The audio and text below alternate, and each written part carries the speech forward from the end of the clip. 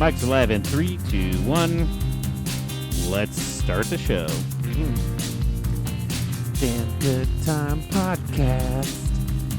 Damn Good Time Podcast. It's a damn good time podcast. It's kind of funny we both went high there. I knew you were going. I could hear you going there. Mind melt, baby. Mind I melt. could hear you going there. It's a damn good podcast. It's a damn good podcast, and we're gonna rock your socks Off. Let's go. off. Oh, hey, I guess that's the end of the song. Hey. Welcome to the show, ladies and gentlemen. I'm Steve Schaefer, I'm Cody Adams. and this is a damn good time podcast. We back at it. Yeah, usually we have a little more of an outro on that song, and it Gee. and it ends right whenever we're gonna say it. I nailed that outro or the end of that song, by the way. Yeah, yeah. Oh man, we are back, Back at it. back in the studs, bub. Back in the studs like always. Feeling good. Nah, I'm lying. I'm feeling tired. Hey, we're both tired. Before we even started, like we bring up camera, I'm looking at my computer screen here, and I bring it up. I'm like, dude, I like fucking tired.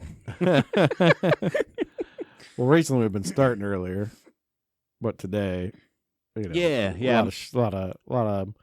I had to drive to Pittsburgh and back, and northern Pittsburgh, which is like 2 hours away. Yeah. Gross. Yeah, up and over the hills when you get to the river, and then across the bridges, and then over and around, and back up the hill, and then it's like, man, I just want to drive around any rivers. Yeah. Not that river. I mean, the high river's not pretty. And the thing is, so It's not pretty. It's not. as an impartial person that doesn't think about football rivalries and things, Mm. I'm like, yeah, I guess Pittsburgh's a pretty cool city. It's got its highs and lows, just like every other city. They all fucking do. Right. There's dirty parts. There's gorgeous, amazing, immaculate feats of fucking engineering and amazing things. They have so many fucking bridges in that place. They used it for Batman, Right. for Christ's sakes. You know what I mean? So it's obviously a great city, but then when I'm that guy that has that football rivalry, I'm like, fuck this city. Fuck Pittsburgh and fuck the Steelers and blah, blah, blah, blah, blah. What's interesting, I mean, parts of Ohio, West Virginia, Pennsylvania, flowing around the Ohio River coming down through there, Yeah. It was such an industrious place back in the day. Like, Fantastic. You're talking cool mining. You're talking like Yeah. everything was exported out of there because it was just a good way. You could just send it down the river, Yeah. And now it's just all of that shut down. So it's all kind of like, and I'm not saying there's not nice parts to it, but most of it's just run down. And You're 100%, you're on key. Exactly what it is. It's like you see some of these cities, and I mean, they're all over the country. They're everywhere. Yeah.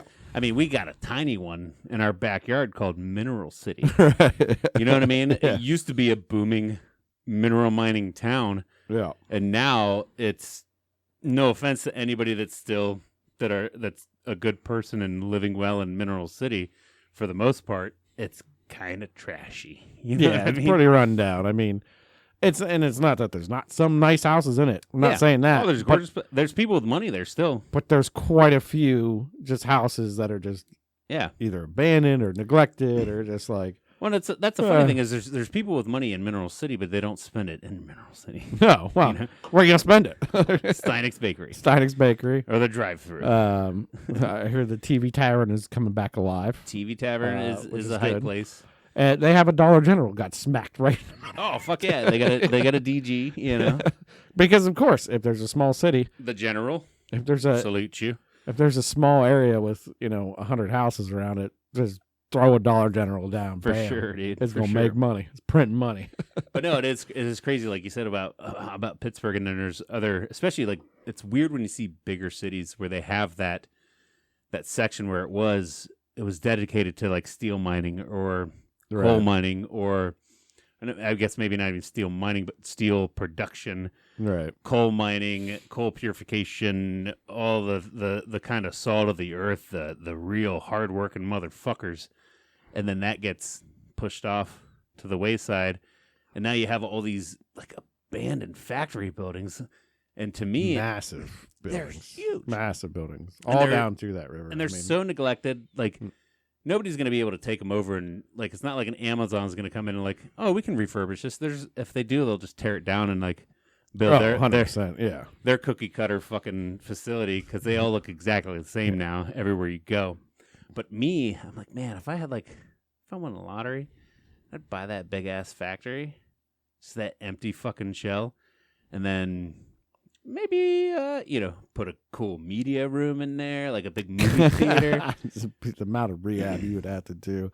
And probably about unsafe beams and structures and shit in there. How you reinforce those? You're worth millions of dollars, and it's all for fun. You like basically building like your own little playhouse, But, you know. But why? But on a map for fun, dude. On that river? No thanks. Yeah. Well, I'm not saying maybe in that area, but like when I see big old buildings like that, I'd try to pick one obviously closer to here. Right. I'm not going to move to Pittsburgh because then I don't want to be a Browns fan in Pittsburgh. Yeah. There's probably not as many. I'm sure there's a few factories in Cleveland that suck Oh, I'm sure. that are abandoned. Like, I'm sure. by that Tons, warehouse, yeah. that big old bullshit motherfucker. Put like a skateboard rink in there. Like I don't even skateboard, but like maybe Tony Hawk can come hang out with me and shit. I got money. It's cool. Yeah, drop in on your scoot. Yeah. Movie theater, fucking like a shooting range. The things that I'm into then more. Yeah. Maybe like a 4-wheeler track. You can start a little business, Just make it a cool little spot. Come hang out. I never really watched Rob Dyrdek a lot, but I know he had a place called the Fantasy Factory. Oh, yeah, yeah. And that's kind of what it was. It's a big fucking playground, basically, like an adult playground. And that's what I'd go for. Yeah. He had a big skate park inside of it because he Yeah. was a skateboarder. But they would do all kinds of crazy shit there. And they had Right. offices, but it was kind of like running, not just for, they could have fun and do stuff in there too, but it was like running his brand, Still running had his the show and business. like stuff in Yeah. there. Like just having fun with it too. But Yeah. yeah. Even like, oh man, I just had one.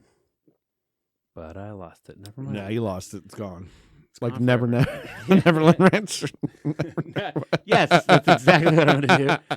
I'm going to take a page out of Michael Jackson's book, and I'm going to build Neverland Ranch 2. Two.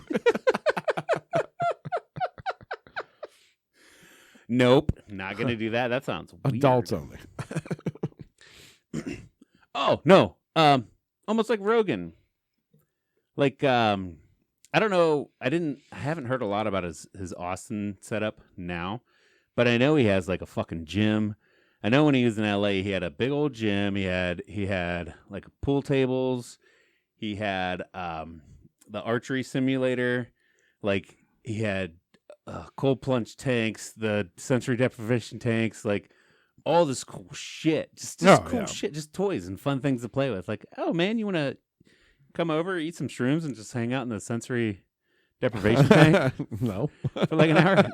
Oh, I hear that's amazing. It's like life changing, like therapy wise, life changing. Like, just get a couple shrooms, just lay in a pit of nothingness, and in your mind.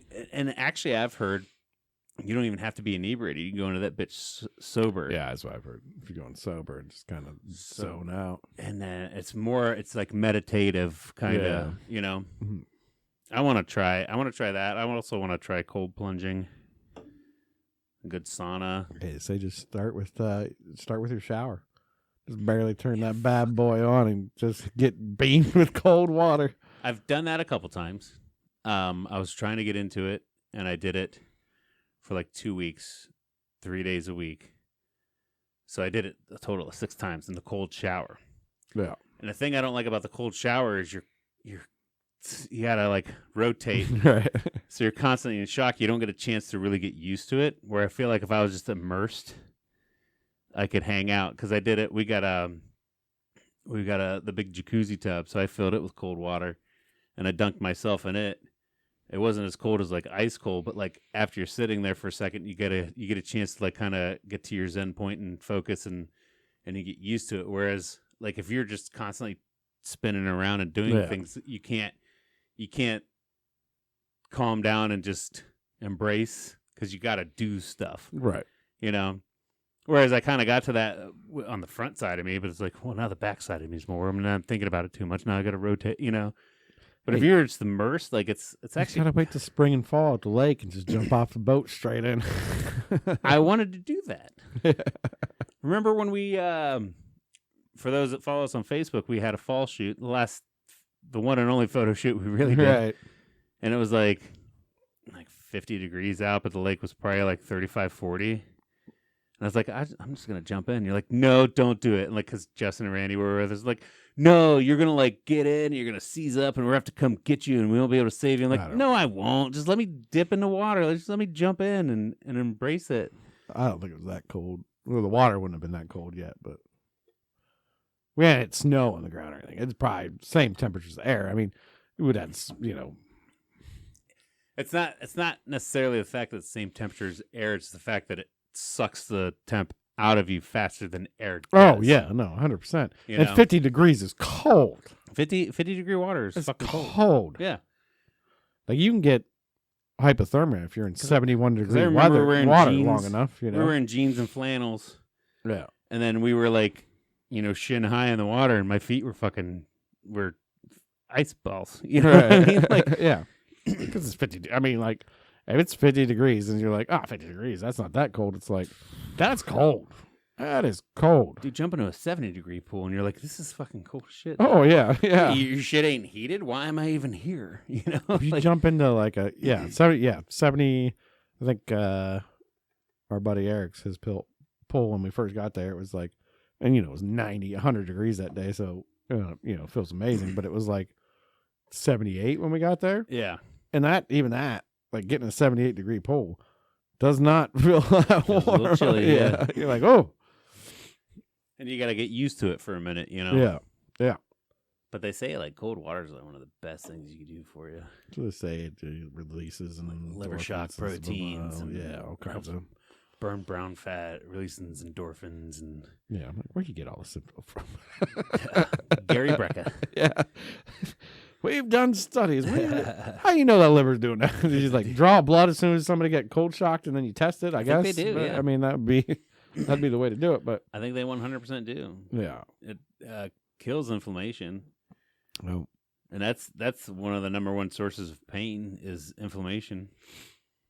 That's Tylenol is an NSAID, NSAID or whatever, non something anti-inflammatory something. I know it's the AI and it's anti-inflammatory. It's all about getting rid of the inflammation. It's the swelling and the puffiness that really causes your joints and everything to hurt, you know? just get one of those liquid nitrogen cold ones you go stand in and it gets like shoots like gets down to like negative 20 degrees or something. Cryo like that. chamber. Yeah, cryo chamber. Yeah, I want to try those too. I feel like I was thinking about this, and it's weird that we kind of stumbled on this. So I want to make sure, like, hey, that'd be a fun topic to talk about. Is it just me, or does it seem like good health anymore? You really have to have money. Yeah, I mean, You know what I mean? I mean, you can make an ice bath out of anything, I guess, but you True, still have to go true. buy ice. Or about having, invest in an ice machine and you're set for. See, when I was growing up, it was always the sauna was the best thing. You go in there and you sweat out those toxins, right? You go sit in the sauna and then you cold plunge. So, like, we'd be up in Canada or wherever, my dad would be like, oh, yeah, we get in the sauna, we steam it up, you get the blah, and then you go run, jump in the pool, cool down, and then you go back in the sauna, heat back up, start sweating again, and then you jump back in the pool. Yeah. So you're kind of like cycling your body. I don't know if that's good. Well, But the Swedish live a long time, apparently, and they live in the cold, and they'll jump in a lake, too. so I hear the ticket is, especially if you're doing like a workout, wake up, cold plunge, do 1.5 to 3 minutes. You don't need much more past 3. Cold plunge, wake you up, constrict everything. Then you get out, dry off, put your shorts and a t-shirt back on because you're probably in there in your undies, or maybe switch undies. You go naked. Go What get are you a doing? or go get a Nice workout cute in. tickling around. Then you go get a workout and you're bringing your body temperature back up naturally to get that workout in. Get a good pump, lift some weights, do some cardiovascular, and then you finish with the sauna. So you're supposed to still do both. You don't want, now if you're looking to build muscle, I hear you don't want to cold plunge after a workout because it kind of, I don't know the science behind this, but it kind of limits your pump. But if you're damaging muscle during a workout, It's icing down all those tears. It's like, yeah. because I mean, when you're working out, right, you're tearing muscle a little bit, and that's what builds it, right? So here's the science behind it, because I did hear this. With a cold plunge, you're vasodilating all your extremities. Your body's going into shock mode, and it's pushing all your blood to the organs to keep them alive because it thinks you're freezing to death, thinks you're dying. Right. And so if you just got a good pump on and you tore the muscle, say you were doing bicep day and you tore your biceps to shit, you go sit in a cold plunge, it's taking all the blood and all the nutrients away from that and taking them straight to your repair organs. them and build that muscle to be bigger. Yeah, so now all of a sudden your bicep isn't repairing as fast as it should be because you're taking all the blood and all the nutrients and going to your organs. So you do that first, and then you warm up, get all the blood back out to them, and then you hit the sauna, and then the sauna just like undilate? Sure. Dilation Sounds squeezing. good to me. What if the opposite of dilation? Then you're allowing a super blood flow straight to your extremities and everywhere, and then that's going to help repair. I think that's the science behind it. Gotcha. Something like that. Yeah, all I know is I don't have enough time or enough money to do any of that shit, so I work out in the morning, and then I feel like dog shit for the next 3 days. All that crazy, because I know your body will do that. Like, say, like, it will push it. Like, that's why you get, like, frostburn on your fingers and toes first, because it's like, yeah, no, we don't give a shit about them. We're taking it to our core.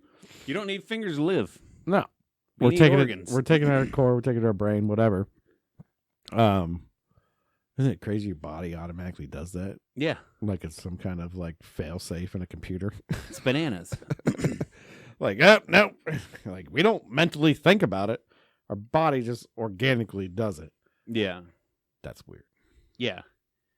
And that's even, so kind of on top of that then, like, I don't know, you see all these things like wake up and immediately drink 2 glasses of water, wakes up your organs. And then, you should take 2 tablespoons of apple cider vinegar with the real one, not like the weird one, the one with the mother in it or whatever, and blah blah blah. And then also you should have a cup of coffee with butter in it because then you get a good fat source. Right. And you should also have protein before, and then also you got to go work out, and then also you need a cold plunge, and then and then after then you got a sauna, and it's like, dude, I wake up at 3:30 in the morning and I work out, and then I go to work, man. Like, I barely have enough time to do that. Yeah. So what are you telling me now? Like, I gotta wake up at midnight. So, but you need 8 hours of sleep. Yeah. But God forbid you don't get 8 hours of sleep, you son of a bitch. Yeah. Your whole day's ruined anyways. Like, you got 7.5? Shit, you're dead. Yeah. You're dead. Yeah. 100 years is off your life right now. And so that's what I'm saying. Like all these tips and tricks to make you better and stronger and right. and healthier. The only way you can afford that is if you're a millionaire and don't have to fucking work. Or if you work like 3 hours a day. You know what I mean? Like, dude, I could probably be as fit as Joe Rogan if all I had to do was fucking record a podcast for 3 hours. Granted, that's a long form conversation. Right. And he's probably there an hour before, maybe an hour after. He's probably got some business shit to do. And then he goes and does like a set at the fucking, at his own comedy fucking thing. So what? He's got does maybe UFC fights, you know? He worked his way up, you know, doing Fear Factor and all that. But, yeah. He earned, and I'm not saying I'm not saying he didn't earn his place or whatever. Right. But you sit there and you hear what he does as a daily regiment. It's like, I don't have enough fucking time for that. I still got to work, man. Well, probably half. He's got somebody doing half of it for him. Well, yeah, and that Jamie, you got my coffee ready? Yes, sir. yeah. Who's Jamie, the can you pull that up? Jamie. Yeah, and he's got people running the mothership for him and shit, and like. I mean, I expected you had that much money too. I'd be your servant. Then you got these other motherfuckers like David Goggins who's just like, yeah, I run like 50 miles a day, right? and I do like 1,000 pull-ups a day. But I think he's written books, and I think that's where he got his wealth from. I don't know if motherfucker really even has like a job. I don't know what David Goggins does besides work out and yell sternly at people. Yeah, who's gonna like, carry the boats? Yeah. Like, I don't know, man. Not me. I gotta work, bro. I'd love to carry a boat for you and come work out with you and run 100 miles. Military before? I don't know. He's a Navy SEAL. That was a job then. And he failed out. Look, he's got such a cool story because he failed out like twice. Oh, really? From the Navy SEALs. I've heard him talk, and apparently he was a piece of shit when he was younger. Like, he was a delivery driver for like one of the rental places, and he was like, I drank like 15 milkshakes a day, and I was like, you know, I don't know what he weighs now, but he was like, I was like 200 pounds heavier than I am now, and I was a piece of shit. I wasn't going anywhere, and then I joined the Navy, and I wanted to go to the SEALs. Like, I don't know what clicked in me, but then the dude just started fucking humping it, and he failed out because he didn't know how to swim. You know, weird stereotype. Did not say that. But he knew how to swim and shit, and then he passed, and then he just turned into this crazy fucking fitness nut, super inspirational dude. Like, yeah, like you can't hear one of his TikToks or one of his 45-second videos and not like think, all right, maybe I should go do some sit-ups or something. Like, I think that's probably what helped him. Like internet fame and stuff too. Like, yeah, he's definitely an influencer. Yeah, he's not like, and it's weird because when you think influencer, you think of like half-naked chicks doing dances on TikTok or weird shit like that. But he's 100% internet personality influencer. He's just different than everybody else, but I think he's trying to do better, I guess. I don't know. Yeah, I mean, there's some people out there like try to talk about money and like be good about it and like do some fitness things and try to be good about it and do other stuff, but it's a harder path to take. Yeah, it's like trying to do a podcast. Yeah. When you're not anybody or you don't know anybody, and you don't just have a fucking you just keep plugging away. Yeah, it's just one of those things where, and I feel like he was probably that way a little bit, where he just kind of got into it. Yeah. And then he kind of blew up with the video, and then all of a sudden, everybody was like, who the fuck is this guy? He found a thing he was passionate about and went all in on it, Yeah, exactly. And he holds the world record for the amount of pull-ups in a day. Fucking, I think it's something like 1,400. I know we've looked this up on a podcast before. Do like 1,400 pull-ups. Jesus. I can't even do like 10 right now.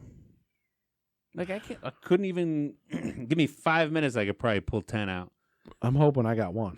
I'm hoping I got one.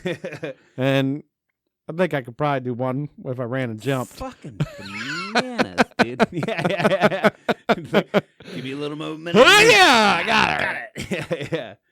That's fucking bananas. Like, I think the human body could even do shit like that. It's stupid. Yeah, he's one of those guys who's like crazy and the running and pull-ups and sit-ups. It's just nuts. But hey, good for him. Good for him. The funny thing is whenever he describes his early life, when he's like, I was a piece of shit. But if you actually look at it, like, dude, you're doing pretty well. Motherfucker, you're doing better than me. And he said he thought you were a piece of shit. Come on, dude. You can afford 14 milkshakes a day? Shit, man. Come on. I'm like, if I can afford 2. You were fine. Jackass. Yeah. But yeah, no, I just feel like you see all these tips and all these tricks and all these things you can do, and it's like, that'd be cool if I could afford it. Yeah. Well, that's entire life, right? Like everybody's like, oh, this is how you make $1 million. First, you need to invest $200,000. Right. It's like, shut the fuck up, man. Or no, it might even be like, all you gotta do is invest $10,000 into this, and then you just sell this stuff on Amazon, Right. and you're gonna make $1 million. Trust me. It's like, all right. First off, you get 10 grand. Second off, I got to buy your book or subscription. Yeah. Yeah. That's another 2 grand. Like, and then third, I don't think it's really gonna work because Right. why are you selling it? Yeah. Yeah. It's. I don't know. I work with a few people that just complain about money all the time, and they bring me down. It's like, dude, I'm doing fucking fine. Yeah. You know? Yeah, no, I mean, I'm not trying to be like, whatever, you know. I got a person that's related to me that's like, they have this delusion of grandeur where it's like, I'm gonna be a millionaire one day, and it's like, why? Just be a regular dude. What's so wrong with being a fucking regular dude? You know? I mean, because once you like say you get to your where you want to be, you want to have $1 million in the bank account, whatever it is. You're not done because you're never going to be done, No. right? No. You're still working. You just have fancier things. Yeah. I don't care about your fancier things. It's They're cool. Don't get me wrong, but I don't know if I want to quote this person. I don't know if I want to quote P. Diddy anymore. But motherfucker said forever ago, more money, more problems. Yeah. You know what I mean? yeah. Like, because that's the thing. Like, oh shit, you think right now it's like, man, Well, if Biggie said that first. okay, all right, Biggie cool. said that first. All right, Yeah. cool. Yeah, I didn't have Yeah. to. So yeah, you can When we take it to haven't, Biggie. My we- money, my problem. we haven't found any skeletons in this closet yet. But still, like, and it's that thing where it's like, obviously we're all sitting there like, man, dude, if I just had $1 million, I'd be set. I'm gonna do. Nope. I'm gonna go coast, and I'm just gonna. No, you're gonna buy more shit. You're gonna blow through that $1 million, and then you're gonna need another $1 million to pay for the upkeep on it, Yeah. pay for the taxes, and then keep you going, and then to survive. Like, you don't just quit your job, No. dude. If I want a mill, and say this is even whatever it takes to get a mill in the bank, whatever lottery it is after taxes, because if I want $1 million lottery right now, then I take like half of it in taxes. Probably like 40%, let's say. Still, Yeah. So I get $600,000. Yeah. I'm not quitting my fucking job. No. I'm gonna pay off all my debt and Right. and then like maybe do some upgrades here and there, but I'm Right. still gonna fucking work. But even if I hit whatever lottery it was to get a mill, even 2 mil, I don't think I'd fucking be done. No, that'd be one of those like $1 billion lotteries. Yeah. If you got a bill and you're walking away with like 600 million or something like that. Say a cool 500 mil Yeah, 500 mil. dumped right into your account. Yeah, now you can retire. I'm done. I'm done. And yeah, I'm done. I ain't telling nobody about nothing. I'll buy some. I'll get a Rollie, maybe a Lambo. Yeah, I'm gonna send some guy that you don't even know to your door and be like, "Hey, Cody wants to meet you here," and you're gonna be like, "What the fuck is this?" And you're gonna be like, "Trust me." like blindfold me and shit. Yeah, you got to get in the car, man. You'd be like, "Son of a bitch, was this?" Because I mean, you got to pretty much fall off the map at that point. You can't live where you lived before. You can if you shut the fuck up about it, and you only tell the people you trust. Yeah, but then solicitors will find out your income. Like, your income becomes kind of public still, Yeah. to a certain extent. You know. Maybe you talk to an accountant, create a shell corporation. I don't know how fuck any of that works. Well, no, I yeah, don't you're fucking trusting know. your corporation. You're doing all kinds of stuff. You're doing all kinds of stuff with that much money. I mean, you're doing all kinds of stuff. You're donating a lot of money just so you don't have to pay taxes and stuff. Like, your earned interest credit on $500 million could be a lot of money. So it's crazy. So yeah, Yeah, I don't know. but yeah, that's we've all had that lottery grandeur talk. We all love to have the lottery grandeur talk. Yeah. It's just a fun one. Best part about it is I barely ever play the lottery, so I'm Yeah, fucking exactly. never gonna win. You know. Every once in a while, I'm like, I just have $1 in my wallet, like, or I have a $2 in my Tin Man. wallet. I'm like, give me a Mega Millions ticket. I've always flown by the seat of my pants. I'm an adult, so I have a 401k. No offense if you're an adult and you don't, it doesn't mean it. anything at all. Yeah, they suck anyway. So. I have a decent job, so I have a 401k. Right. But I look at it and it's like, I'm not gonna make it to retirement, dude. I can't. I just want to pull it out and spend it. And I look at it, it's like it's there. It's there. I'm worth that much right now. I am worth that much. I could just have a lot of fun. They're gonna hit me like what 60% of that's gone. A lot of people I talk to and shit. It's like, oh, you want to save that for retirement, dude. I'm gonna be working till the day I'm fucking dead anyway. That's because if I don't, I'm gonna end up killing myself by drinking myself to death because I'll be bored and just drunk all day. So I even figure like, fuck, dude, get me to retirement, get me like 70 years old, sell everything, go live like in fucking Costa Rica or one of those places where it's like, oh, dude, you have like 20 grand, you're set. Like you're the richest guy. You're the richest guy in that neighborhood because everything's cheap as fuck. Cost of living's cheap as fuck. You might be slumming a little bit, but you can get drunk on a beach every fucking day and then maybe go bartend and get some tips. Like that's, you know what I mean? Right, yeah. Or maybe I just fucking sell it all, move to Florida, live in a goddamn trailer next to a golf course. I go golfing during the day. I bartend at night. That sounds dope when I'm 80, dude. You know what I mean? When you're Like, 80, you're bartending. yeah, for sure. Oh, Why I not? got you, boys. Lego. I mean, look at. Show me your boobies. I'd probably be out of testosterone by then, so I won't even care about tits. But I'm sure I still want to see them. Come on now. I mean, even think like, not to get weird and political, but look at Mr. fucking Trump. He's 80-some. Donald Trump is not that much younger than 79 or something. He's not that much younger than Biden. Pulled up, but yeah. No, I mean I thought he was. But like, late dude, 70s anyway. dude's old as fuck, and he's still swinging clubs. I mean, he's also a billionaire and shit. So, but imagine you could be 100,000-aire. You know, you got that much in savings, and you could move to an island like Costa Rica, or move to a little fucking trailer park in Florida next to a golf course, and you could live like that, but on a lower scale. You know, you don't have a fucking caddy, but I can go golfing, dude. Yeah, You know, I got my own golf cart. I got my trailer. I just pop in my golf cart and I ride. yeah. Go to my local gas station, get my Oh, he's coffee. 78. Yeah. Yeah, I thought. That's it. 78 in years his old. 80s, He's still yeah. spry as fuck. He just got shot. Got his ear clipped. Yeah. He just got shot. And he's still golfing and shit. You know what I mean? Like, that's all I fucking need. Just maybe on a smaller scale. It doesn't need to be as Did you big get as. the hit from the Golden Tees? Fuck yeah, bro. baby. Yeah. Yeah. Crank it. Like I've ever once played from the Blacks, dude.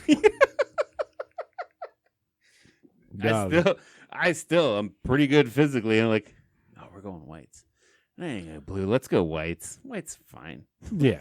No, I mean, until you're crushing 250 250-yard drives every fucking time, then you're not, you're not considering anything else. I can hit 250. I know you can, but 250 to 70. But I'm talking. I'm not gonna play off consistently straight down the pipe. Yeah, I'm not gonna play off the black side. Consistently straight down the pipe. No, I'll hang out being impressive on the whites. Yeah, exactly. Yeah, all day. Yeah, then you can just have a nice little chip up to the green instead of hitting an actual iron. Yeah, no, dude, and maybe that's the other thing. Why do we have to be so fucking great at everything? It sucks. You know what? Fucking it was Kendrick Lamar. He had that song. I was like, bitch, be humble. Yeah, just fucking be. And that's the thing. I go back to what's so wrong with just being a regular fucking dude. You know? Yeah. I like, and that's why I really enjoyed my last golf outing that we did, because we had a bunch of regular dudes with us, and it was just you don't have to impress anybody, you don't have to do anything. Yeah. There's not a ace in the hole. Everybody's gonna have everybody's gonna have a bad shot. We're just playing, and we did a 2-man scramble. Yeah. So we broke into 2 teams. Me and Kirk versus you and Derek. Yeah. and we did like 2-man scrambles, so we could kind of speed ourselves up anyways a little bit. But that was perfect because it's like we don't want to chase balls everywhere and do all that shit. And that's the thing. There was a little bit of competition because, Mm-hmm. and I even told Kirk like, oh, Cody and Derek were talking shit, you know. Yeah. So we got to bring our A game. I'm gonna talk some shit, but sometimes, you know, a little bit of competition is great, but it's not like at the end of the day, it's like, fuck you suck or anything. Like, hey, man, that was a great day of golf. We beat you. You guys shouldn't have talked so much shit, but we won. Derek's a like, left-handed golfer with clubs from like 1984. Yeah. I love him to death, and he's got a story for every club. I mean, some of them are maybe newer clubs, but he's got a story for every club, which is like, that's just Derek, right? That's my man. He's got a story for every club, so he's like, I'm like, we need to get you a good set of left clubs. He's like, yeah, but I got a story for every club. I'm like, he's just like sentimental. Man. He's that guy. It's just like that's Hemingway, right? But that's the thing. Yeah. He doesn't give a shit how he swings that day. No, He's out there to have fun. Yeah, and I'm not that good. Crush a couple beers, have some fun. I can have some good shots here and there, some good drives here and there, and it's just a good time. Yeah. Long story short, I'm out there to have fun, but sometimes when I first a little competition is nice. Well, and when I first started golfing, and I'd always have a couple dingers, and then I'd fall apart, and then everything sucked, and I would get so fucking mad. I get so mad, like I could feel my blood pressure rise. Like I feel myself, and I go up, and the next shot, I'm like, "Don't fuck this up," and then I hit it and I shank it, like fucking shit. Oh yeah, no, you can't do that in golf. And then I think it was like last year, even, and I was like, "Nah, dude, who gives a fuck?" And then the funny thing is, once I cleared those cobwebs, when I cleared that demon inside me, I was, shut the fuck up. We're here to have fun. Who gives a fuck? Nobody cares if you're good. Right. Nobody cares if you're bad. Just have fun. I started golfing better. You know what I mean? Yeah. It's like I instantly started doing better whenever I wasn't inside my own head. So it's like, just shut the fuck up and have fun, dude. That's all that life really needs to be. Especially with golf. It's like golf is just one of those things where it's like we don't have enough time to play. Yeah. So like if I could play, 15, 20 times a year, I'd probably get a lot better at golf. Yeah. But I play maybe once a year if I'm lucky. Yeah, right. This year I got to play twice already. Yeah. And I'm like, shit, I played 2 times. This is sweet. I'm actually thinking about going and hitting the range tomorrow, or maybe taking the boys out just for fun. Yeah, so it's like, oh man, that's incredible for me. And I'm like, until now, until the kids get older, then it's going to be like, then maybe me and Steph can get more serious about it again. But right now, it's just like, I ain't playing golf for nothing. I want boys to get a little older and maybe try and get lessons around the golf team at school. Oh yeah, which would be dope. Because Saturdays Sarah always works, so it's just me and the kids. And I'd love like, oh shit, boys. Let's get a 9:00 tee time on Saturday. Let's go out. Yeah. Because now they're still too young where it's like I don't want to hold up the pace of play. I don't always want to be like, okay, guys, let them play through. And then they hit, and then they hit, and they hit. Because, they're kids. They suck, obviously. Right.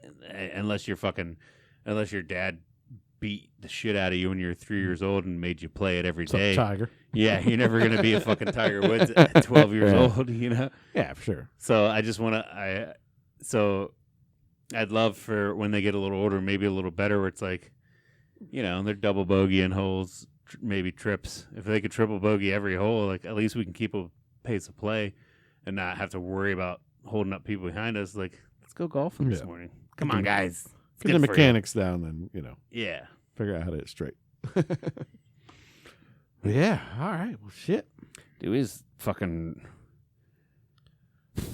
We went almost an hour. rambled 40 minutes about nothing. I didn't even ask you how your week we was. we did a lot of good shit there, Bob. Did a lot of good shit there, Bob. I didn't even ask you how your week was. How's your week? It's a week. It was Whatever. a week. Yeah, Right. mine too. I ain't talking about a week anyways. Nobody wants to talk about their week. It's like, oh, duh, because we're recording this on Friday, so it's like, yeah, I just got done working. Duh. Yeah. Like, fucking suck. I gotta say, I played a dangerous game this week, and I do it every once in a while. I don't do it a lot. But I was eat a lot of dairy and had to shit your pants? Not dairy, sushi. Oh, okay. So, first off, I don't eat carbs. So, even the rice and sushi. Whenever I had an all-you-can-eat buffet. Oh, snaps. An all-you-can-eat buffet is dangerous for me. Oh, snaps. First off, because I don't eat the carbs, so my guts are going to be wrecked because I'm eating all this rice and all these carbs. I'm going to fart a lot the next day. Secondly, you have no self-control. Yes, I have no self-control. So I eat till I'm sick. Thirdly, a lot of sushi has shrimp and crab in it. Yeah. So I got to kind of figure out, like, is that imitation crab or real crab? Most of the time it's imitation. So, like, I'll get the California roll. It's imitation. And I'm like, is that shrimp in there? I don't know. I can't tell because it's on a big thing. Yeah. And it was kind of a shitty place. Like, it wasn't really good sushi. It wasn't good. But it was good enough, that I ate a lot. So I'm looking and, like, all the tags were wrong. And, like, because the California roll was over here on, like, that's just a fucking, that's the actual sushi where it's like the lump of rice with salmon on it. Yeah, it's not a maki roll. It's a sushi. Yeah, it wasn't a maki roll. It was real sushi. Yeah. So I was like, I get these, get that. And I even got this, like, white fish, and it tastes like it was almost kind of almost turnt. So, I still ate 4 pieces of that. So like, that's almost bad, but it's not there yet, buddy. So with all you can eat sushi, I'm tiptoeing the line of, am I gonna die, or am I gonna feel bad, or is everything gonna be okay? Or you gonna blow a toilet like Yeah. completely out of. I just farted a bunch the next day, so it was fine, dude. I did great. Good job. I didn't swell up. I didn't get itchy, so I didn't have any shellfish. So you had to eat at least some percentage of shrimp, just probably minimal. I'm sure there was cross contamination. Or, crab or whatever, but. Yeah, with the imitation crab, I can eat that all day. Because that's like 2% real or something like that. Yeah. Real crab in it or It something. has like crab flavoring extracted from yeah, they like crab. boil a bunch of shells down and like. Because it's literally just like just pollock. reduce it and just go. Because it is whitefish. Yeah, right. And then they add some They shit put to that it. red stripe in it. That's The red, probably I think the red stripe contains the crab flavoring and flavor, coloring in it, yeah, that's it's a extracted. 2% in the entire Yeah. package. and that shit don't fuck me up at all. So I love just getting a whole packet of imitation crab meat, melting down some Old Bay butter, mm-hmm. and just smash. You ever go to the whole Chinese thing in it. buffet and they have what do they call it, baked crab meat? Oh yeah, There's yeah. literally just a bunch of that with the butter, and it's just baked. Doesn't it have cheese on it It's sometimes hot. too? Sometimes It's it has just cheese. weird. That's so weird, but it's so It's so good. good. It's It's so so bad. It's so good. And I think it's like fucking like white American Yeah. cheese. It's like it basically made mac and cheese but with the crab meat. Well, I And mean, no noodles, like it's just crab meat and cheese and butter. I've been to some places like, yeah, we have our crab mac and cheese on special. It's $9.95. I'm like, oh, that's imitation crab. Yeah, for sure, dude. It's so bad. And that mac and cheese sauce, they're like, oh, the mac and cheese is made home. That comes out, that mac and cheese sauce is broken as shit. Just lumps of that shit in it. You're like, oh, God. Dude, just like when we worked at the Lighthouse Bistro. Yeah. Remember we had we called them angry lobster rolls. And it wasn't a lobster roll like you think like New England roll. It was a lobster why can't I think of egg roll type deal. Yeah. And it was this faux kind of imitation lobster meat. Lobster sensations. Lobster sensations, Mhm. yes.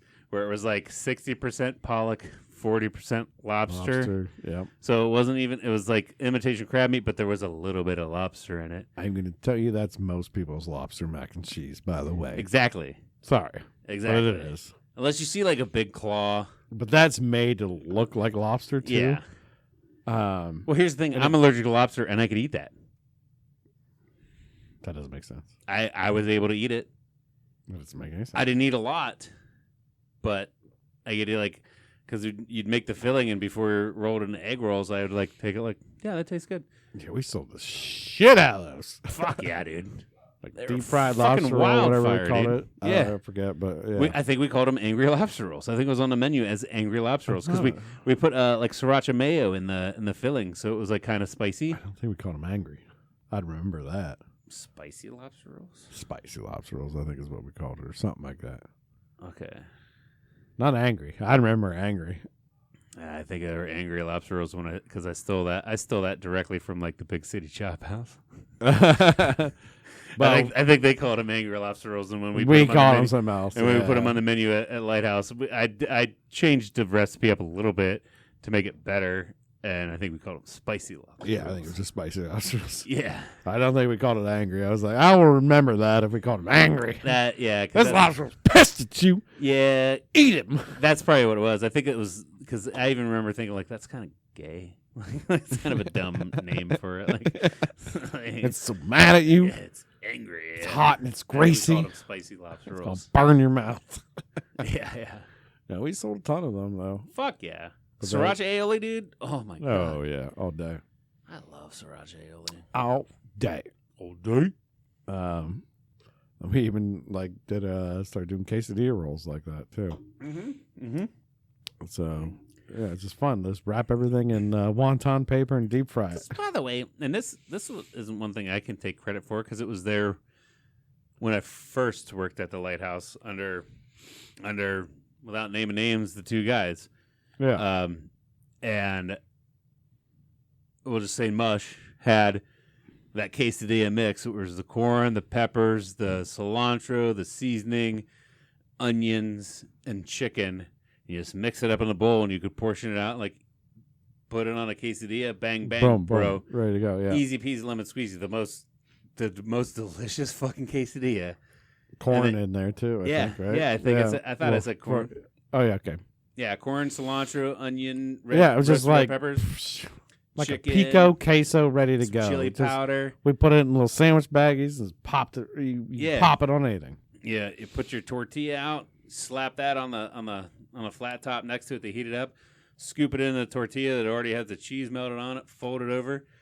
And I think that's what we made our quesadilla rolls out of was that same mixture, Oh yeah, yeah, and just wrap it up in the fucking into a wonton or an egg roll wrap, yeah, and then boo bam, dude, those things were fucking fire, dude. yeah. I mean, you know, we the one thing we definitely learned was that the mush, our buddy Mush Rush, I'll just say his last name. He was phenomenal at flavors and sauces. Fantastic.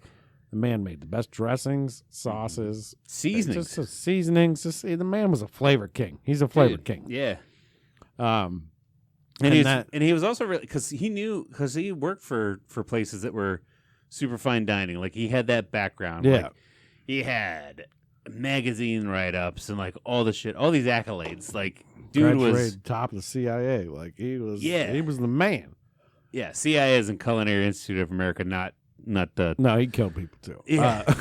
But yeah, no, Collins should make. But that's yeah. one thing that I like too is like he did streamline a lot of that shit to where it's like you could have taken the steps of all, like we said, all those things in that little mix that you put Yeah. on the quesadilla. You could have taken different steps to put them all in there individually. But he was really good at like prep this, hit it, put it together, out like portion control. easy Make it peasy, easy. lemon squeezy. Make Yeah, it easy. Portion yeah. control. Be smart about it. For Like, sure. Yeah. How can we still use random chicken breasts and do this? Like almost taking that corporate tip because like I've worked for like Bravo, and everything is like it's got to be a 4-ounce ladle of this and a 2-ounce, and like a 1 tablespoon of this, Right. Because corporate's all about like making sure it tastes good all the time, Right. and he did kind of bring a little bit of that, but you still kind of had that flair of like sometimes like. You know who's working saute? I want a chicken Alfredo. Like, so and so doesn't make it as good as when the other guy's on. Even though they're following the same recipe, there's a little bit more play in it. I give my saute the garlic a little bit more. Yeah. Like do something. Blah blah blah. Yeah. You're still making it from scratch, but like when you're working at a place like Bravo, it's like literally your chicken Alfredo is chicken noodles and then like a 4-ounce ladle of the sauce. Toss, put it on a fucking plate. There's no playing or real cooking to it. It's just heating and serving. Yeah. You know. And they might be making like some of those places still like I think Bravo like made the sauces from scratch and they made No, some. they were all Oh, bags. They did? They were all Okay. bags. They were all bags. Okay. Yeah, 100%. They were all bags. Gotcha. Never mind. There was some shit. So few things, but like Alfredo sauce was from a bag, marinara from a bag. I know their bolognese sauce. It was the marinara from a bag, but it was like the beef and like some veggies that was a set. you had to saute them out first and then add the marinara to the bag to make the Right. bolognese. So it was, you're cooking a little more, but you're not really. Not really, yeah. Not really, you know. Everything's kind of pre-ready to go. Like, Yeah. make it dummy proof. I mean, and there's nothing wrong with that because it's like that works. Olive Garden's done it for years. That's why they're Bravo so does successful. it for years. It's like you go to any Bravo or you go to any Italian garden, you're gonna get the same goddamn meal wherever you go. That's why they do it, because that's what the customer expects out of those places. Yeah. If I get a chicken Alfredo in Cincinnati from Olive Garden, I want it to taste the exact same as when I get a chicken Alfredo in Seattle. You know what I mean?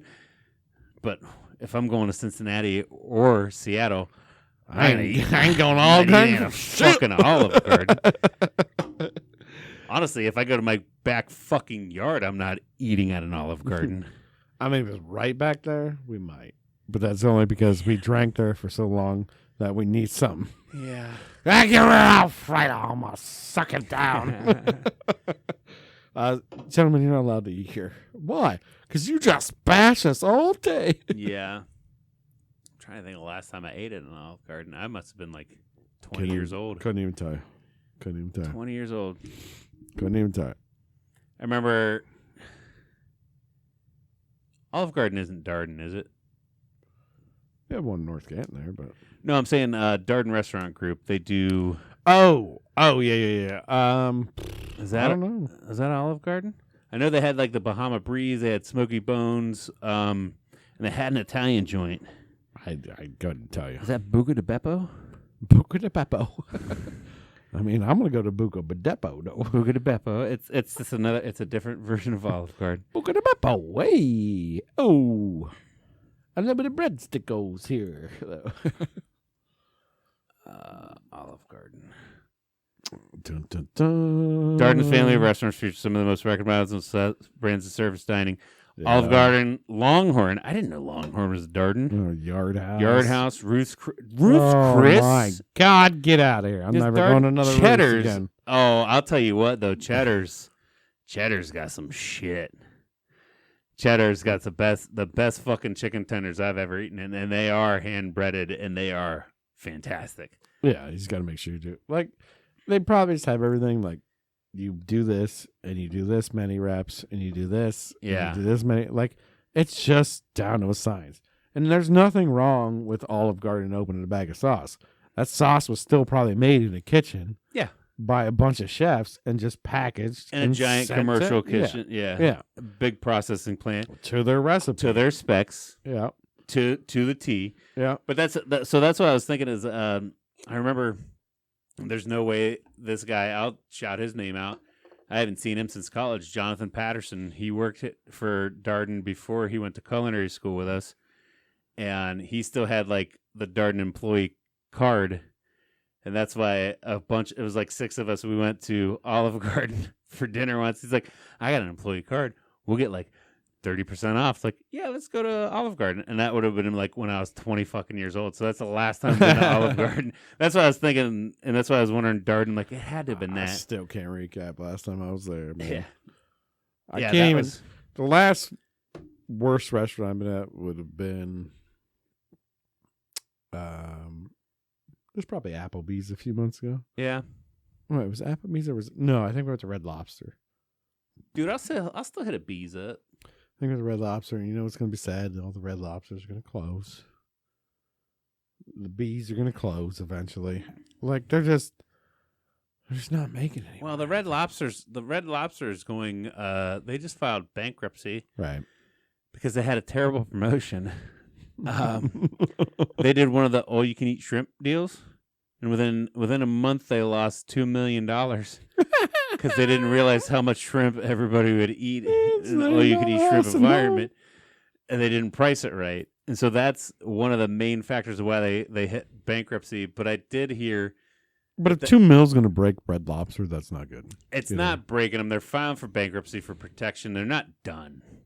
Just because you file bankruptcy doesn't mean you're done. You might be done in small towns though. And I don't know what the fucking chapter. It's like chapter 11 or chapter 6 or chapter this Right. bankruptcy. It's all fucking corporate mumbo jumbo of them saying like, "Hey, we lost our ass. Let's protect ourselves a little bit by filing bankruptcy, close some of these down, reallocate all the shit. Keep the main ones open, and they're gonna be They fucking should- fine. They should rebrand. I think they tried like a new commercial where they're like, "We're not going anywhere." Just be like, instead of the Red Lobster, be like, no, we're done with the lobster. We're tired of keeping our tanks out front. Now we're keeping fresh shrimp out front. Red shrimp! Oh, we're doing a shrimp now. Oh, you need shrimp, but it's $49.99. Every time you walk in that sad tank of lobsters sitting there like with the rubber bands still in their hands. They just Yeah. got them fresh from off the truck, threw them in there, and they're just like, all those lobsters like, yeah, please pick me. I want to die right Yeah, now. just kill me. Just kill me, bro. Yeah, it's just like, Nothing get it better out of here. than for you to eat me. can't even use my hands. Can't even use my hands and kill the guy in front of me is begging me to kill him. Remember when fucking Walmart had the lobster tank? Beeler still does every once in a while. Right? Yeah, Bueller's has the lobster tank. But yeah, Walmart used to have lobster tanks. Every Yeah. place used to have a lobster tank. It was like It was a that cool fun to thing. do. You'd be like, oh yeah, give me one of these fresh lobsters, you Yeah. know? And that was when it was $20 a pound, and everybody's like, oh, it's a special occasion. We get that lobster. Yeah, I would fucking buy all the lobsters for $20 a pound. Now it's like $45 dude, a pound. it's so bananas that the only reason people like lobster, nobody ever ate lobster until the Depression. Right. There's yeah, the it's rats of the peasant food sea. back in the day. They'd find them in the crab traps and like, what are we gonna do with these? And somebody's like, oh, I'll eat them. Yeah, fucking give me 5 cents. You know, like Yeah. I'm desperate. I'll eat some food. And they're like, oh my god, this is really good. Like, it's actually delicious. I think it goes back pretty far, further in Depression, right? The Depression is when it got big. like overseas and stuff, though. Like I think it was like Well, for Maine it lobster, you know. became well, yeah. But I'm talking like lobster around the world. Like lobster became more popular because of Americans. Yes, 100%. Making it more popular and just like, but it's such a meaty fish. Like I couldn't imagine anybody and that's not being like, And that's the thing is like there's lobsters all around the world, but not like Maine lobsters. Like you get rock lobsters anywhere more south, more west jumbo coast. ones that are huge in the ocean though. Yeah, and those ones probably still taste like dirt, but people realize like, especially on the East Coast, that Maine lobster is really fucking good. They got that good claw meat. Yeah. You know, they're not too mealy because they're not too big sometimes, but they're like just the right size. I mean, think those are the ones that came up during the Depression. I haven't ate a monster lobster, but I thought it was before the Depression. I thought it was before that where like lobster came alive. Like, and maybe I'm wrong. I could definitely be wrong. I thought it was like maybe 100 years for that. Oh yeah, Civil War. Okay, I was gonna say. I was Cheap like, and plentiful and thus eaten by the poor, prisoners, servants, and even pigs or goats on farms. It wasn't until the 1860s during the Civil War when lobster started to become more mainstream, canning seafood, including cooked. Okay. wait, good on. When did lobster become so popular? 1880s. I thought it was a fucking... No, I didn't think it was a Depression thing. I thought it was way before that. I thought it was more like hierarchy thing. Like peasants ate lobster, you know, because it was so easy to catch, right? You could just throw a little trap out and get you a couple lobsters and eat it up. It just became more and more popular.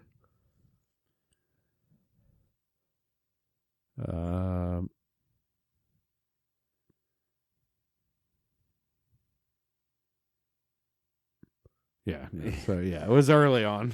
So it was early on, but then it hit a slump, and then people could no longer afford lobster. So without a home market, the government began Sorry, using we it had to pause there, guys. as canned lobster to feed the troops abroad yeah, serving there in you World go. War II.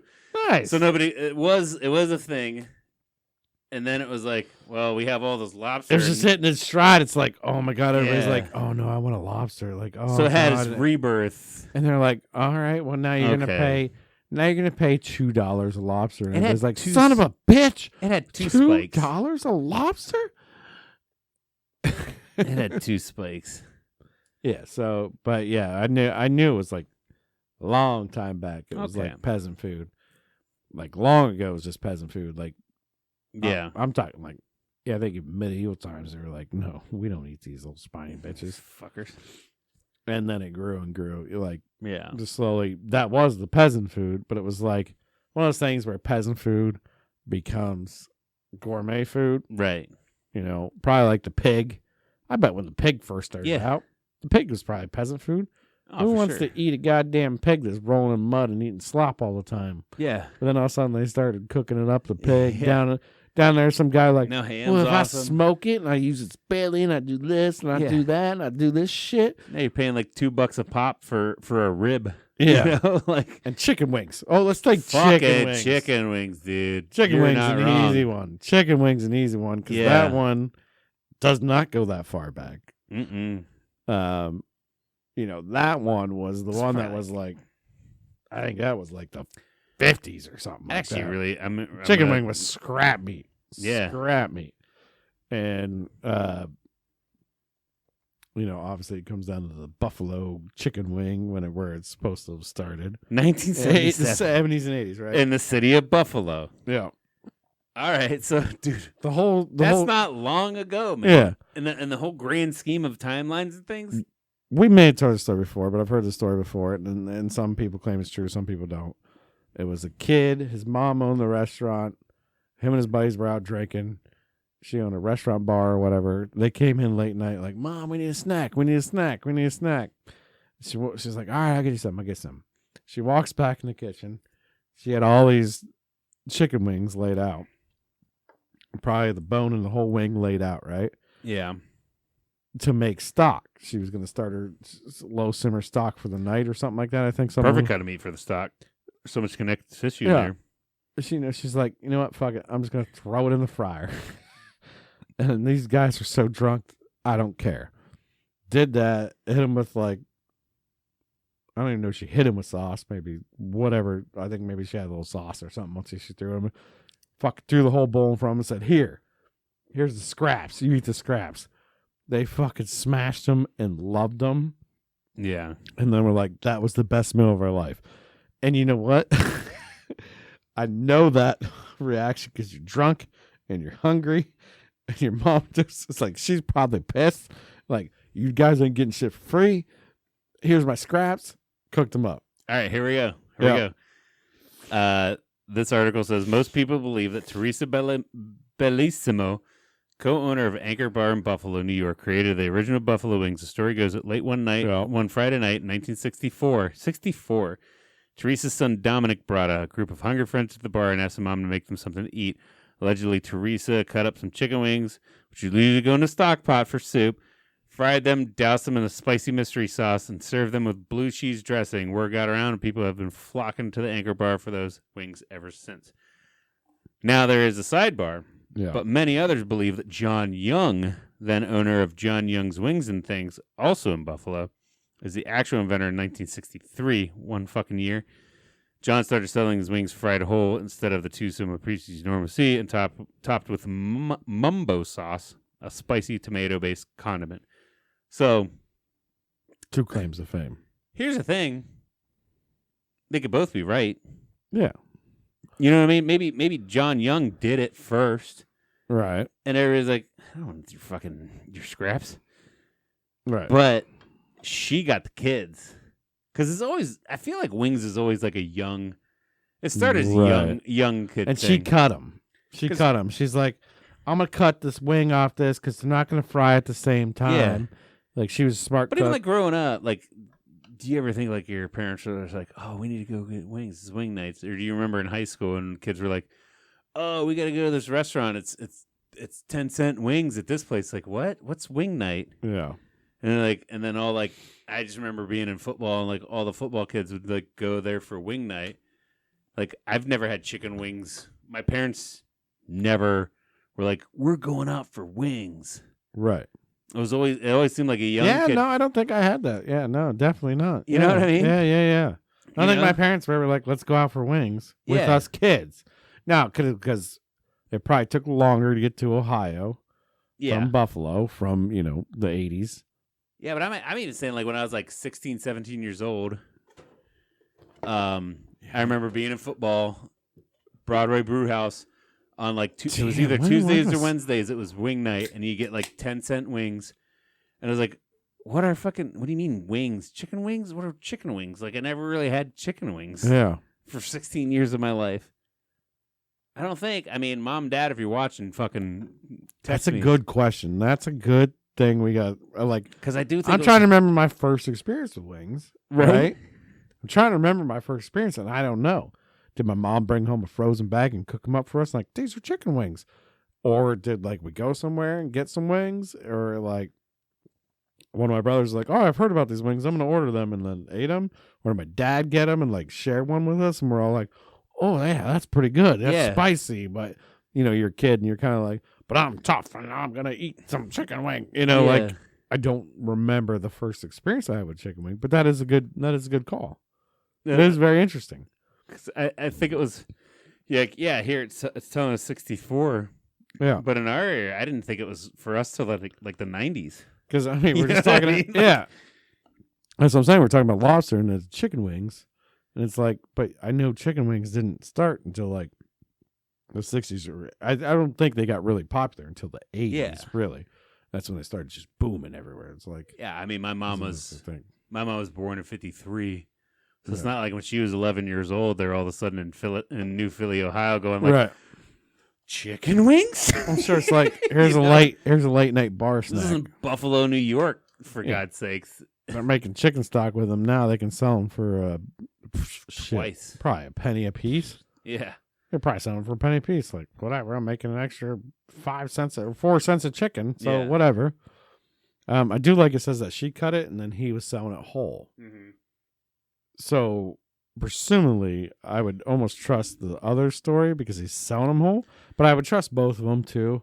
And just be like, it just happened around the same time, right? I'm guessing. And they both he's- deep fried them. They both did the thing, the preparation to I'm them. guessing he probably had it on his menu or as an option in his restaurant first. Yeah.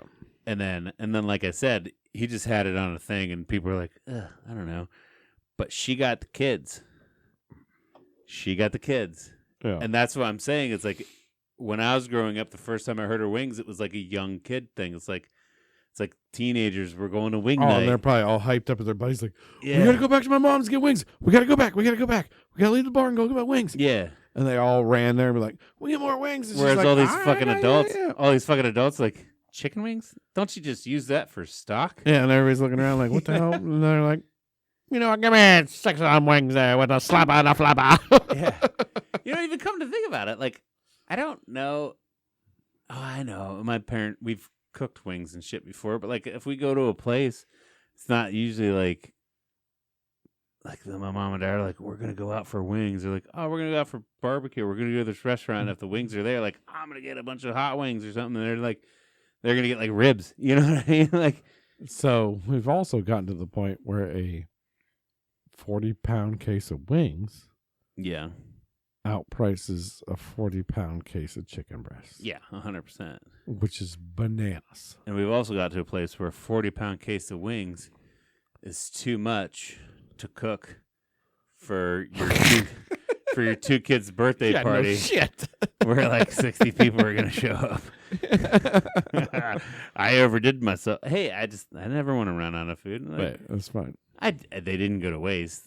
Right. I froze them, and then I cooked them later, and they were delicious still. But yeah, I mean, but it's crazy. You got to think of a chicken wing, right? Yep. You know how much bone and cartilage and all that stuff that's in a piece. So probably 2-3 chicken wings. It's the same. It's more expensive than an entire chicken breast. Right. It's crazy. It is. How many wings do you eat? Um, Say you're sitting down like, I just want to fucking. You're super hungry. super hungry. No appetizers. All you're gonna do, no sides. I'm gonna sit down. I'm gonna eat some fucking wings. What are you looking at? Like about a baker's dozen is good for me. Yeah. Yeah.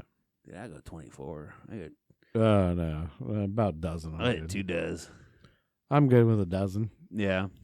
but normally I also get a side too. So Okay. I I'm could- saying I without could- a side. I could eat 24, but I probably won't. Yeah. Just because, like, it depends. It all depends, right?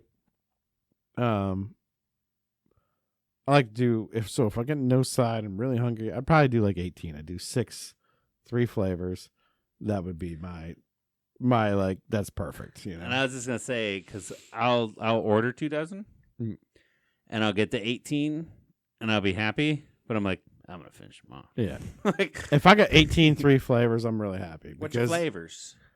oh man, if they got a good salt and vin right off the rip, boom. Okay, We're doing that. We're doing Yeah. that. Like a dry or the Dry salt and rub. vin's usually always dry. Dry rub, yeah. And if you guys want to know Shenanigans, local bar by us, if you're not from here, sorry. Shenanigans in Dover, Ohio. Beautiful. The best salt and vinegar wings. Yeah, I'm gonna have to try those. Um, I've heard their wings are good, but I don't Yeah. think I've had them. and then, but my first go to normally is a spicy garlic. I just get the spicy garlic, The garlic's dope. or the Parmesan garlic. Just depends. Yeah. And then I'm more of a dry rub guy Yeah. with sauce on the side. Okay. So I like to get a Cajun with my spicy garlic on the side too. So what I'll normally get is like that Cajun, that salt and vin, and then I'll get one saucy, and that'll probably be whatever kind of unique flavor I feel like they have, or it'll just be the spicy garlic. yeah. But if I'm gonna but I like to get the Cajun with dip the spicy garlic, or even dip the salt and vin into the spicy garlic. But so if they got something like crazy, I'll Yeah. order that too. But nothing. Unfortunately, my hot meter can't go too high anymore. Right. I don't want to be rickrolled the next day. Right. I just don't. It's terrible. So I normally keep it to a mild to hot spectrum, and I won't go to an extreme. Hot as like a standard buffalo, probably. I can go a little hotter than that, but yeah, But you don't normally. I don't try to. No, Right. No, I can do it. I can eat it, no problem. But it's like I don't want the repercussions next Right. day, you know. So, but yeah, and then I mean, if they got some kind of like Asian jam or like Asian zing or like Thai chili, give me Yeah. some Thai chili sauce on some Yep. wings. Thai Give me chili's some fucking Thai dope. chili on some wings. I have a huge container of Thai Give me chili some at Thai home chili with a all fucking day. straw, dude. Yeah, And that's Muay Thai Thai chili all day. that's what I miss about carbs because like Thai chili's full of fucking sugar, so I miss Right. that. I haven't had Thai chili in forever. So good. I could say mango habanero from B Dubs, best fucking sauce in the world, hands down, best sauce. It's hot enough where it sucks a little bit. Murder you. Murder me, anyways. Yeah, it's almost too hot, but it's sweet enough to where it kind of cancels that out a little bit. Yeah. Not the next day, but it's so good. But it's too sugary, so I don't get that a lot. Right. So I know I'll get I'll get a spicy buffalo, like the next step up from regular, Sure. Yeah. and then spicy garlic for sure, garlic parm a lot, Love my garlic parm, man. or I'll do say I get my 2 dozen, I got 24, I get a full dozen of spicy garlic, and then I'll split the other one half garlic parm, and then 6 of like the super spicy one. No. So because no. sometimes I got Got like a burn. Yeah. yeah, I eat like 2 of those. Whew, I'm on fire. And then I go to the garlic parm and I'm like, ooh, cool me down. Gotcha. And then I got the spicy garlic to which is basically a combination of the two. Yeah. Whereas these ones are I want all that flavor or I want all that flavor. No, I just want a little mix of both. Spice it up too much for me. Ranch or blue cheese? Blue cheese all day. Blue cheese all day, day. right? Yeah. I mean, we just read this story about the original's fucking blue cheese, right? I'm just a blue cheese fan. Yeah, ranch. I mean, don't get me wrong. I fucking love ranch. I mean, I'm okay. I'm not a ranch hater. I'm not a ranch hater either. But if I'm dipping my veggies, I'm dipping my wings, hell, dipping pizza, I will take blue cheese all day. I want a couple chunks of cheese in A that. couple chunky blue cheese. Couple Shit. chunks of cheese, But mate. we're weirdos. You know what? I love some cheese. I think on that one, Steve, I think we gotta. I mean, the day you give me ranch where there's cheddar cheese chunks in it, then maybe I'll switch. That's the only thing ranch is missing is cheese. Maybe it just needs dill cheese chunks in it. Fuck. Because there is dill in it, right? So Dude, I love dill. trying to go with its flow. I don't know. Yeah. Maybe a dill feta in it, like, would be good. I know. Real I'm quick, on to something. I'm on to something. Shut up! I didn't say anything. Yeah, and I know you were getting ready to close out the show, but I want to say real quick, I found this fucking thing that's awesome, like sunflower seeds. Yeah. Whenever I drive, because I've been on drive trips a lot instead of flying trips, so I have to spend a lot of hours in the car, and I get bored, so I just need something to do. Some Hankins. So I fuck around with sunflower seeds, and I usually get dill pickle flavored sunflower seeds. Yeah. By Biggs, fantastic. Mhm. I found at a truck stop spicy dill pickle sunflower Ooh, seeds, Get up. and they are fucking fantastic. Wake your ass up a little bit. They're so dope. But okay, yeah, dude, we've rambled on for Yeah, we're gone all along here. entirely too much. But I had myself a damn good time. I just wondered, Steve, What's up? did you have a damn good time? Oh, I thought you were gonna ask me some other weird question. No. But you know what? I did have myself a damn good time. And we hope you guys had yourselves a damn good time. Make sure you click like and subscribe, do all the fucking things, share with your stuff. Hey, tell us how you like your wings. Are you a blue cheeser? Are you a rancher? Spicy? Do you like the sweeter? We didn't even mention barbecue when it comes to wings. Yeah, barbecue's only for barbecue. Yeah, it's more of a rib thing. I don't like. Yeah. I'm not a rib guy. Maybe a spicy barbecue. Sometimes with wings, I feel like I need spice. I think it's molasses. But anyways, Either way, you guys have yourself a damn good time. we love you guys. I love you, Cody. Love you, bro. We'll see you next week. Till next week. Cheers.